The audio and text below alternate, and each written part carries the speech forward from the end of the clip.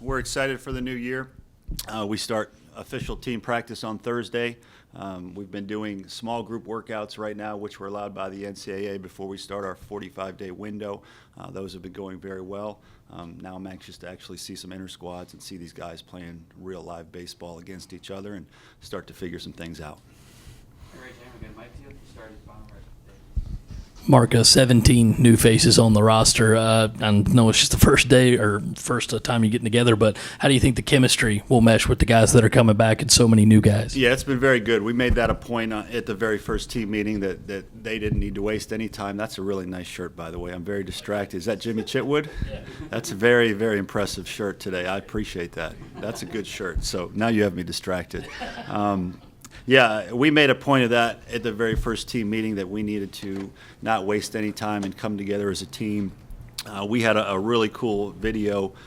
This summer on Team USA, we had the same thing. You had a bunch of new guys that needed to form a team very, very quickly before you went off to play Taiwan and Cuba and Japan. And so I borrowed a video from that experience that I showed the team on day one, and the guys have really taken to it. Our returning players are doing a nice job of welcoming the new players in, and I think the new guys are doing a really nice job of getting up to speed and seeing how we operate around here.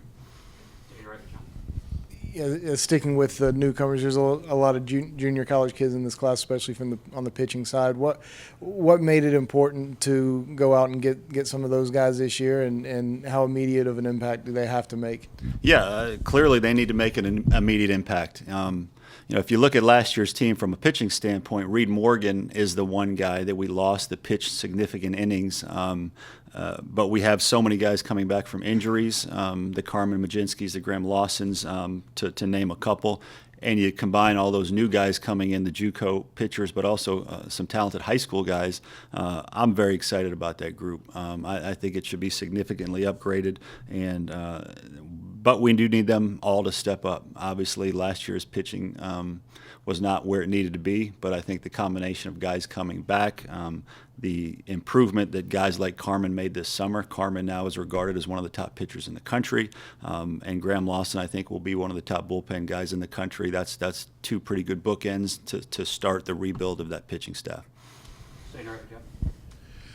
You got a couple of grad transfers in Dallas and Bryant. How did that come about? Was that a result of Luke deciding late on to go to the draft, or were those just two guys you thought could have an impact? Yeah, they were two guys. Obviously, when you're in our situation and you're working on getting where you want to be, finding good players is always a premium. It's always on your mind. Recruiting is a 365-day-a-year thing, and so you use all avenues you can: high school, JUCO, grad transfers, every avenue. So we always try to keep our finger on the pulse of what's going on high school-wise, what's going on with the junior colleges, and then the new transfer portal that is kind of a new thing in our game in the NCAA is something you check on a regular basis as well. And so those were two names we were very familiar with, and as soon as they did become available through that transfer portal, we got to work on researching them, seeing if they would be a fit for us. It turned out they were,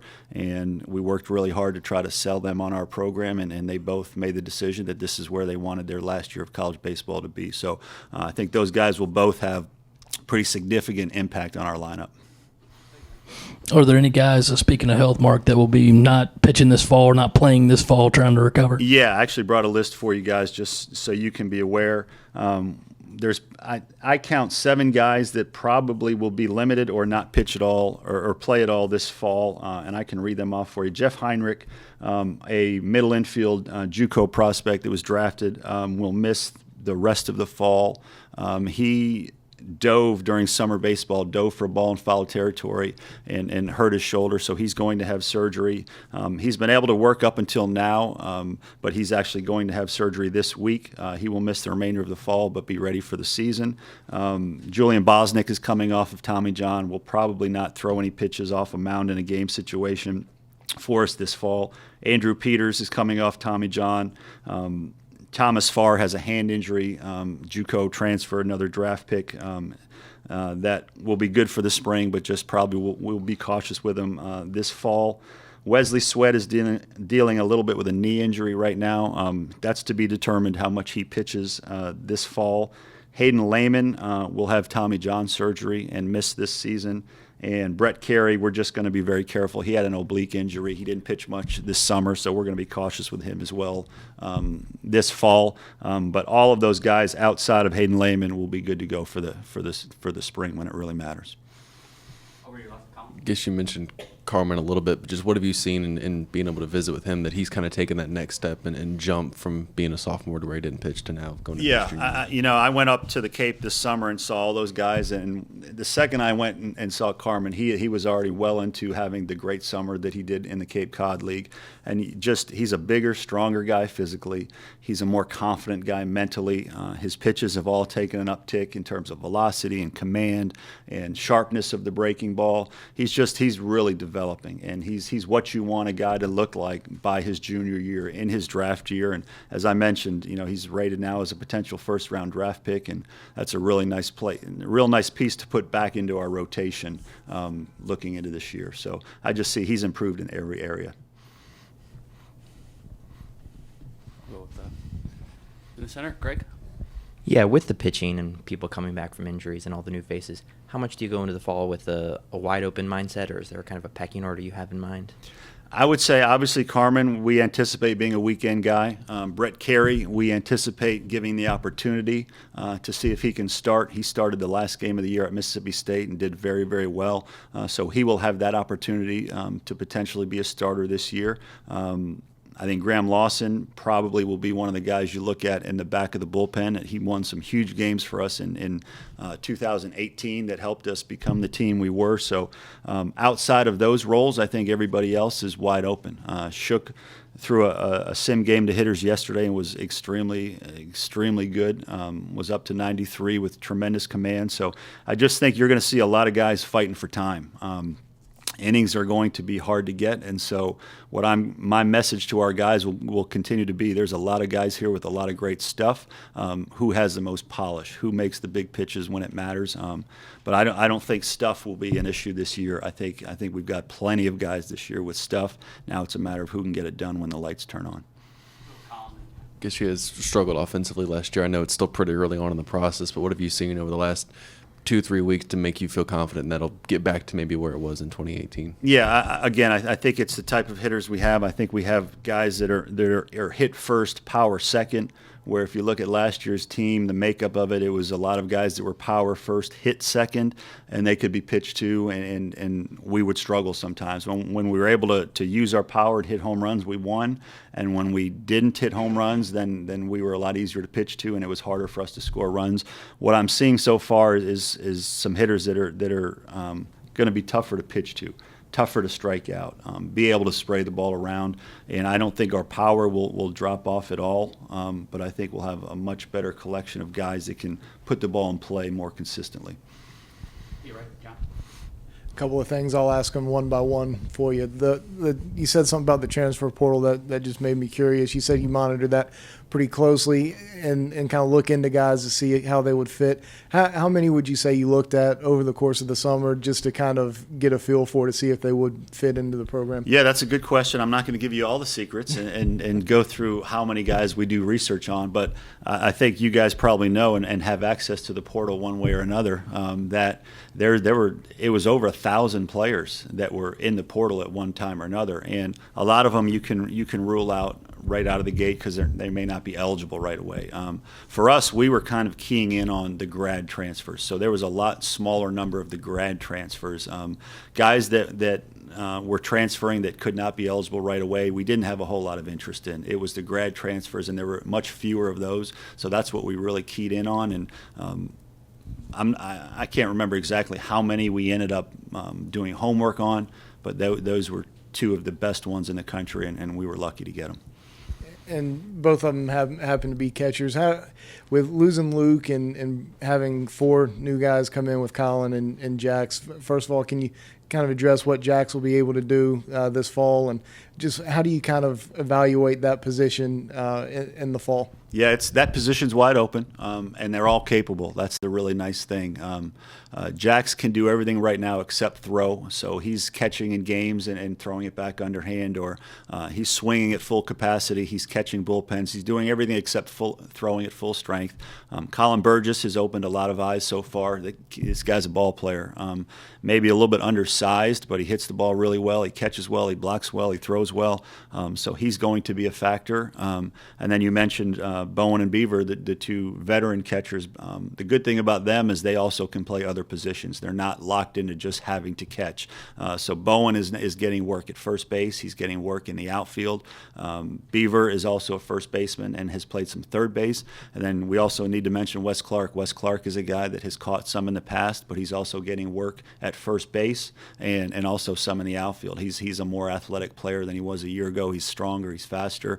Has better mobility and agility. So he's also going to be a big part of the puzzle for us as well. So I feel pretty good that position's well taken care of.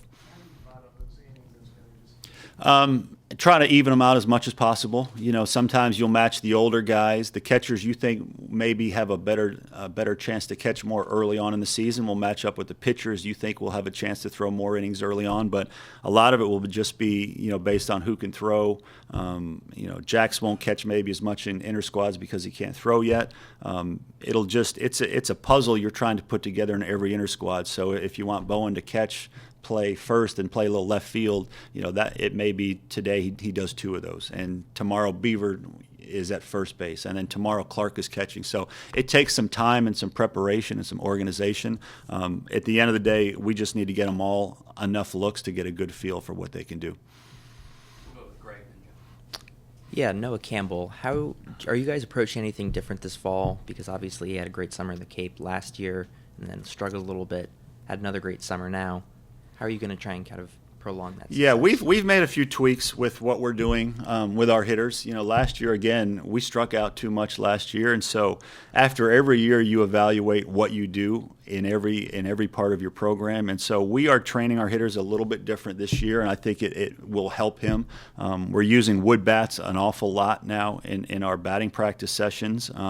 That's one thing. Another thing is we're doing a lot more fundamental work in terms of just moving runners and bunts and hit and runs and hitting behind runners and using the opposite field. So we're a little bit more old school in that approach. You know, last year we did we did some of that work, not as much as we're doing this year. And again, I think it's important in a program to always evaluate everything you're doing. I don't know how much difference we could have made last year if we had done this last year. But I think it'll help guys like him who you know, he's not a guy that needs to worry about hitting for too much power. He's a guy that needs to spray the ball around, hit line drives. That's what he does in the Cape with the wood bat. He doesn't try to do too much, and he's content just spraying the ball around. And how he's going about his business now, I think, is allowing him to do that a little bit more with what we're doing in practice every day. So I think we'll see a lot more of the Noah Campbell we see during the summer because of how he's practicing every day and what we're doing every day. So again, I don't think everything we did last year was wrong in terms of preparation. I think we just need to continue to learn how to marry the technology with the old school fundamentals, and every year you learn and you evolve and grow.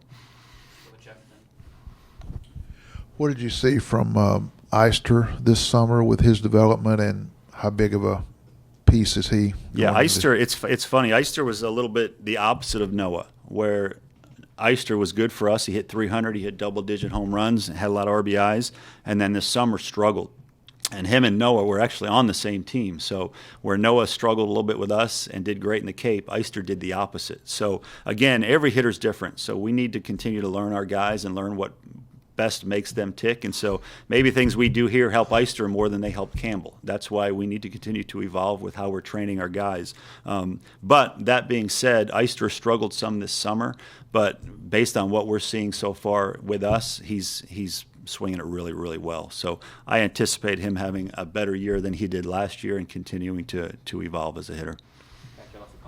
What were conversations like with Josiah kind of in your exit meetings after last year, and have you seen him? I know he battled that knee injury in the summer, but now that you've kind of gotten him back on campus, what have you seen from him? Yeah, I mean, he's a guy we all know has talent, but just he needs to get better in all facets of his game. He's being used as a two-way player right now, so he's pitching and hitting for us, also getting some work at first base and in the outfield.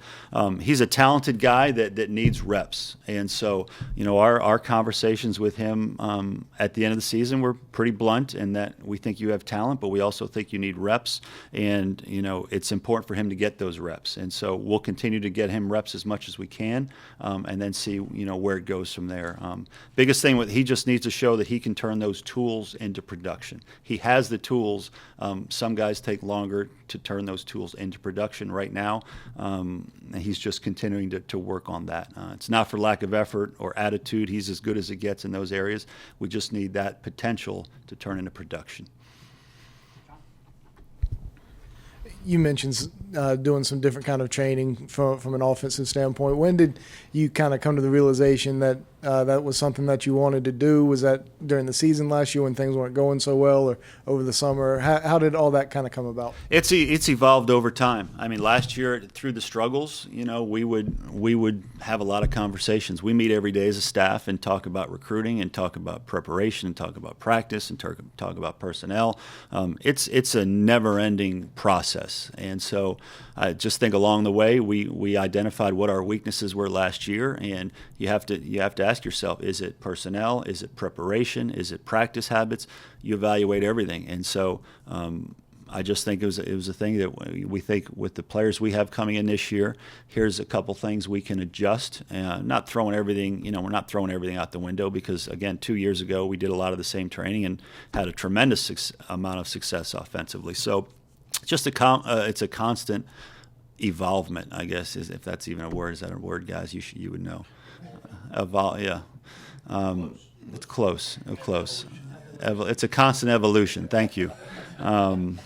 You keep me up here long enough, I'll make up a word every now and then for you. It's a constant evolution of trying to make it as good as it can possibly be. Mark, you mentioned maybe using wooden bats to help you guys out. How does that help, when you do use an aluminum bat, and are you worried that it might have success with wood, but maybe not translate over to the aluminum? No, what we've seen so far is training with the wood has really helped the guys once they put the aluminum bat in their hands, because it's the exact opposite. You hear a lot of times guys could hit in college with the aluminum, but they struggle to hit with the wood. If you can master the wood, then the aluminum bat becomes that much easier to have success with. So the wood bat is weighted a little bit differently, and it feels like a heavier piece. It makes you stronger. The sweet spot is smaller, so when you put the aluminum bat back in your hand, you now have a bigger sweet spot and more whip because of the weight distribution, so it makes you a better hitter. So that's why we'll continue to use the wood bats quite a bit. You have your full 35 on the roster. Is it 34 with Lehman's situation? Yeah, and then we will apply for waiver to have a 35th member.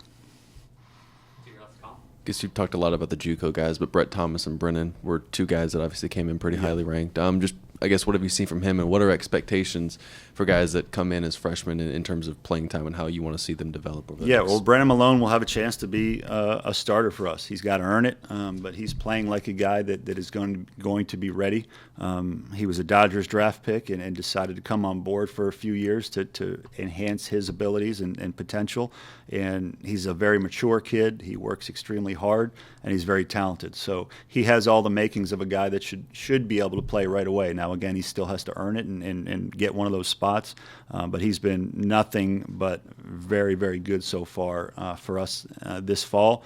And then Thomas, same way, electric fastball, probably our best breaking ball, and he's got a tremendous amount of potential. So big kid, electric arm, great breaking ball, and so with him it'll just be a matter of, is he mature enough to handle big innings, and how big should his role be, but he's a guy we're very excited about. Kind of break down Beaver and Bowen for us as hitters. What kind of hitters Well, are I'm not those? giving you all the scouting reports now. Come on. Tell us what you can. Are they power guys? Are they more line drive hitters? What what kind of hitters? Well, if you look at them statistically, they were both double-digit homer guys last year. Bowen hit 340 plus, and Beaver was also over 300. I believe they were both over 50 RBIs last year. Bowen strikes out very, very rarely. Beaver strikes out a little bit more as a power hitter. But they're both guys that are proven. And to me, that's what was the most important. They're proven at this level that they can get it done. But they're both really good hitters. And, again, the key for us with Bowen is it's power without strikeouts. Beaver is power from the left side. And I think his strikeouts will go down from what they were last year just as he continues to get better. Looking way ahead, but the season will be the 10th anniversary of the 2010 championship. Will you guys do a recognition one weekend or do throughout the whole season? Yeah. They're putting plans together now to honor that team. We don't have the final plans yet, but we're hoping that it includes a banquet, includes a weekend, everything that they deserve. That's one of the greatest teams in the history of our school, not just our sport, but our school. And so we're hoping to do everything we can to honor that team because they're so important to us. What were some of the biggest takeaways from your Team USA experience over the summer, and what was the best part about being back once it was over? Yeah, well, the first meal I had, and maybe I'll get a commercial out of this. First, when I landed in the airport back in the United States and got into Columbia, the first meal I went to, because people asked me this, is Groucho's on the way home. So I got a sandwich from Groucho's on the way home. Overall, it was just a tremendous experience. You're with great coaches. McDonald was a great head coach to have for that program, but there were also coaches from other schools. We had a coach there as well. So we spent a lot of time together, and it was a constant exchange of ideas, of challenging each other's philosophies, asking how do you handle this situation, what do you do in recruiting. It was just, that part was great because it was just 24 hours a day that we were together and able to share ideas. From a player standpoint, we were coaching the best 24 players in the country at the college level, outside of a few guys that were injured and that couldn't be a part of it, but coaching 24 of the best players in the country. And the one thing I took away from it is that players need to be judged based on, and this may sound very elementary, but a lot of players look alike in practice and in BP sessions and in bullpen sessions. The difference between the guys that were on the Team USA and the guys that maybe weren't was when those lights go on, when it's time to play the game, they're a cut above. And whether it's their instincts, whether it's how their eyes read a pitch, whether it's the ability to make an off-speed pitch at a 3-2 count, they're a cut above when the game, in terms of playability, pitchability. And so I think at times as coaches we fall in love with batting practice, or we fall in love with how a guy throws in the bullpen. But with those guys, with that group, you learn, hey, let's wait and see what they look like in a game setting, because they all looked very similar in workouts. But then when the game started, that's when you could really see the separation. Overall, it was great to go play in Taiwan, in Japan. Learned a lot by watching them go about their business, and just a great experience all the way around. I think it's helped us in recruiting. I was able to do some FaceTime during those experiences overseas, with recruits. And so I think it was a positive all the way around. And I've brought stuff back that we're doing with our team now, that I think will help us as well.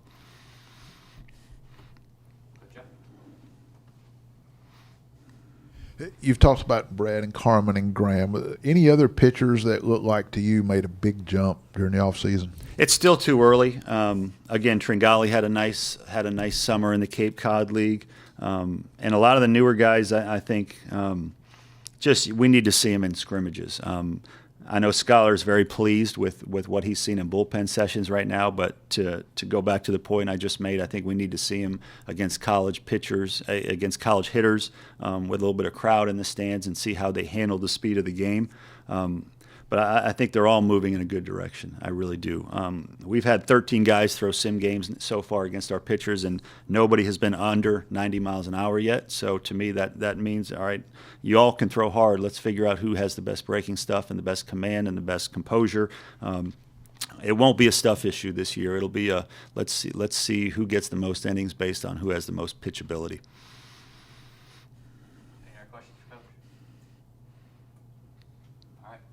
All right. Thank you.